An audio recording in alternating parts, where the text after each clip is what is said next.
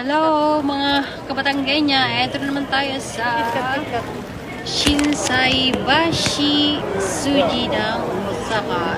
Shotengayan. Grabe, ang daming foreigner. Kaliwat kanan.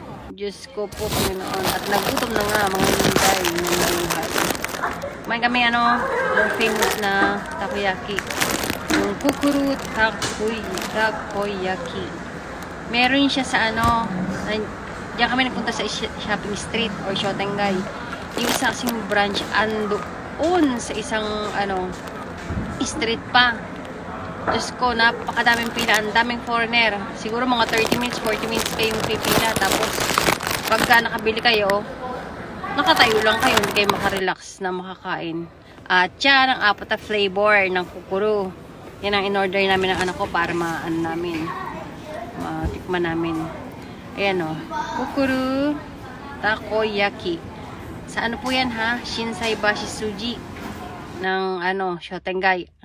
At tumigil ang aking video. Ano ba yan? Napakagaling. Basta po may isang yan branch ng Kukuru nandun sa Dotonbori. Grabe ang haba ng pila doon. Ang dami talagang foreigner. Tapos, dito kami sa Shinsaibashi Suji. Tandaan nyo po pag nagpunta kayo ng Osaka. Ito na yung apat na flavor. Isang mentai mayonnaise, original or plain takoyaki, cheese at rich butter soy.